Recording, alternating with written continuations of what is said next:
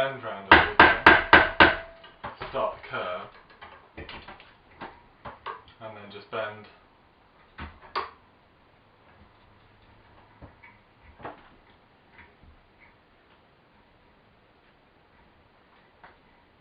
The band round. So we have roughly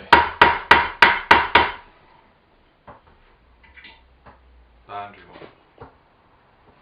Okay, now we've got our beaten ring about the right size that we're after. And now with our saw, we want to just cut through both of these, both sides.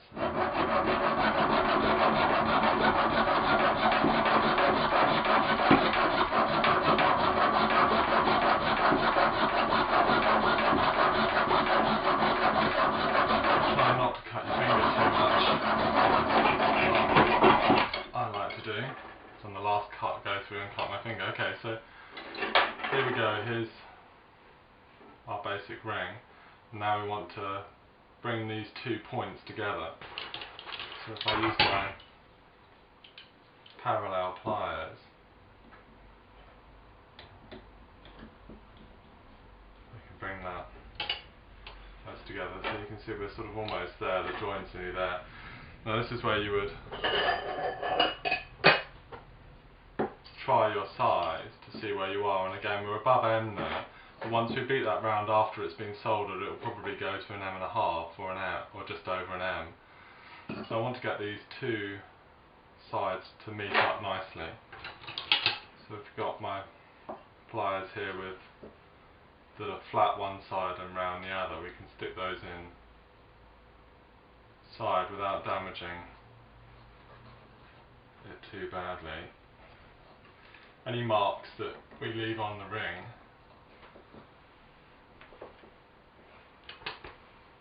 are marks we'll have to take off later.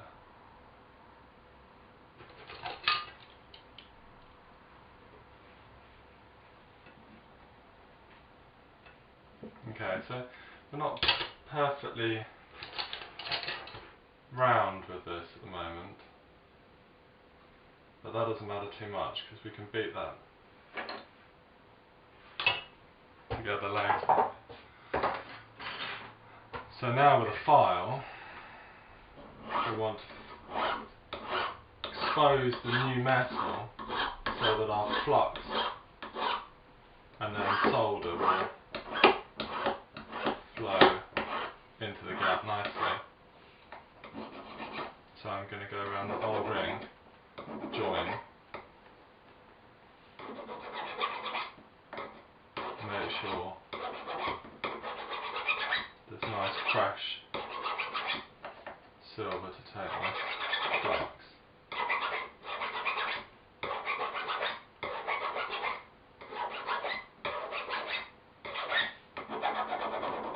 Okay, now because the join is nice and tight together, we're not going to lose much material as we file around. There we go. And that's ready to take some flux. So here's my borax in the dish, and the dish is a kind of abrasive surface, so the borax comes off, and I've got a little bit of water in here. So if I take my ring and I want to put a little bit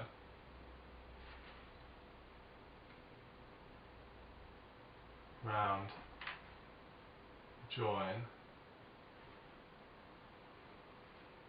all the way around, and also if I can just open it up just a little, I want to get some right inside that as well.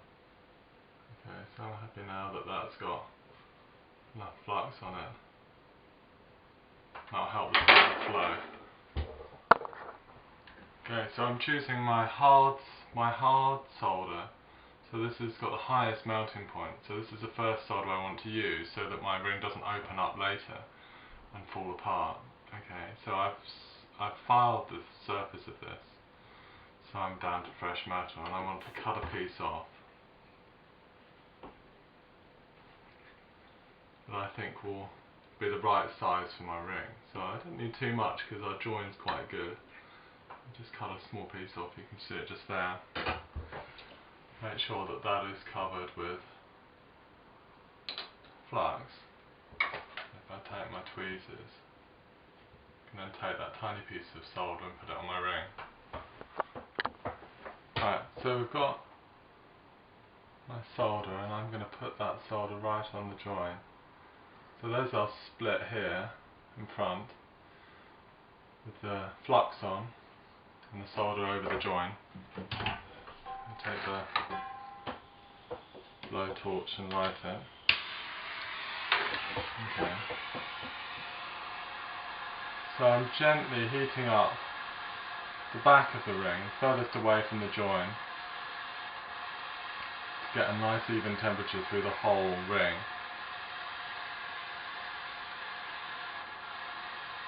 You see I'm just heating up the back.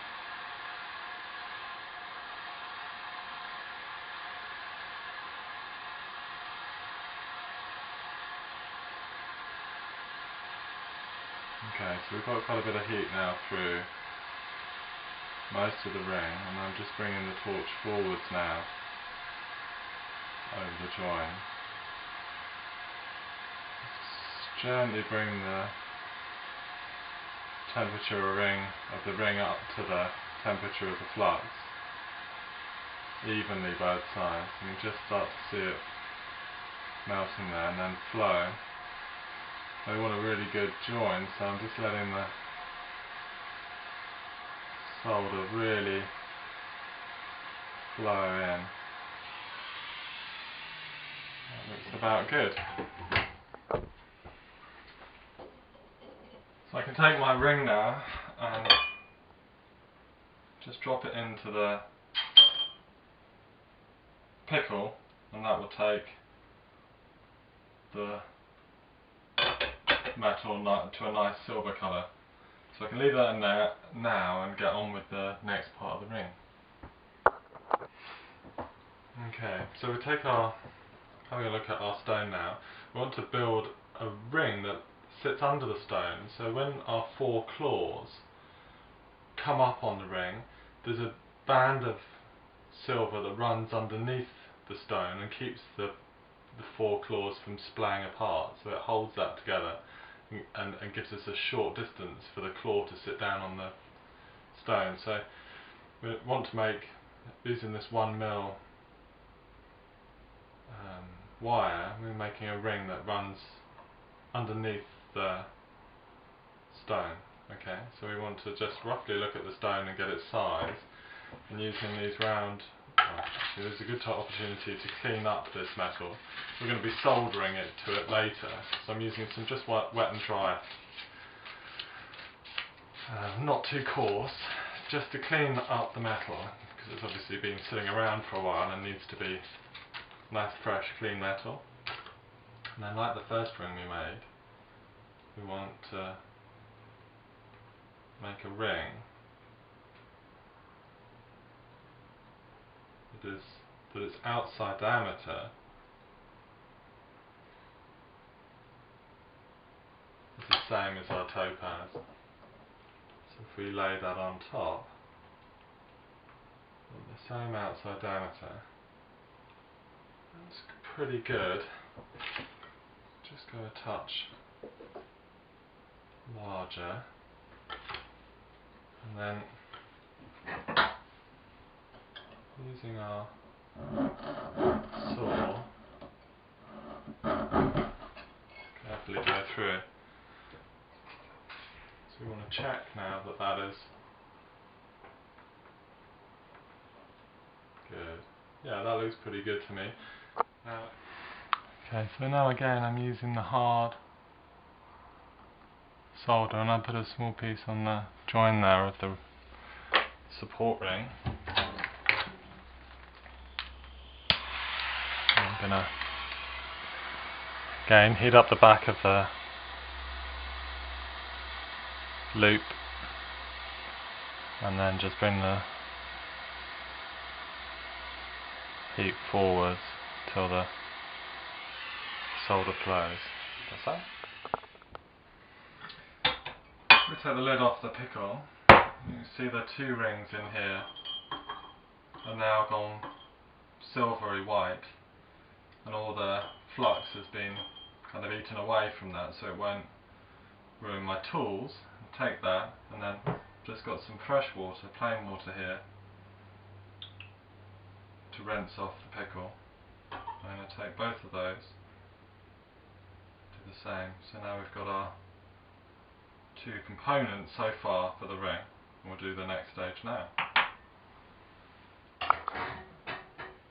So we've just got our ring out of the pickle. We want to get it nice and round and check its size.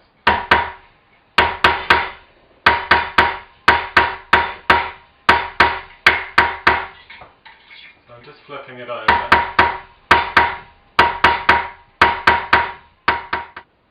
Okay, we can also size it to see where we are. So yeah, as we thought before, it's an M1/2.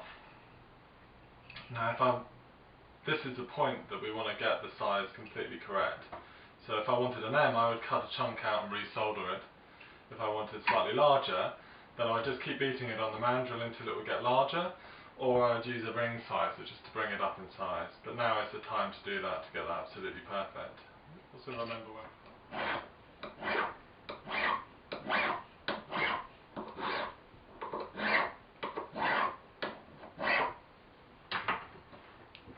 Take some wet and dry paper.